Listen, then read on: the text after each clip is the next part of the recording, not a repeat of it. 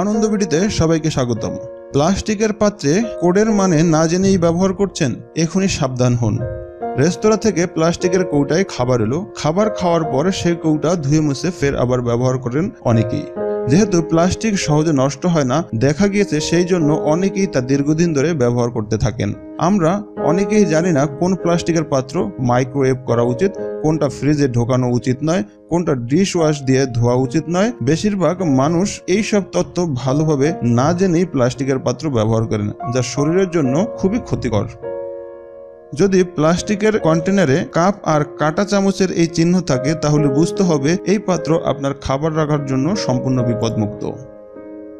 মাইক্রোওয়েভে রান্না করার সময় অনেক ক্ষেত্রেই আমরা কোন পাত্রে রান্না করছি তা খেয়াল করি না, তবে এইবার থেকে এই চিহ্ন থাকলে তবেই সেই পাত্র মাইক্রোওয়েভে দিন।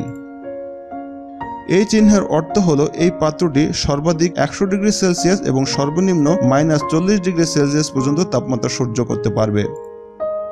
দরকার পড়লে যে কোনো পাত্র ফ্রিজে ঢুকিয়ে দিই আমরা, কিন্তু জেনে রাখা ভালো একমাত্র এই চিহ্ন আপনার প্লাস্টিকের পাত্র থাকলে তবেই তা ফ্রিজে রাখার জন্য সুরক্ষিত। পাত্র ডিশ ওয়াশ দিয়ে ধুয়ে ফেলার আগে 2 মিনিট ভাবি না আমরা, কিন্তু জানেন কি পাত্রে একমাত্র এই চিহ্ন থাকলে তবেই তা ডিশ ওয়াশ দিয়ে ধোয়ার যোগ্য। অনেক সময় ত্রিভুজের মধ্যে 1, 2, 7 এমন নম্বর লেখা থাকে। এমন নম্বর দেখে বুঝে নিন প্লাস্টিকের পাত্রটি কতবার ব্যবহারযোগ্য।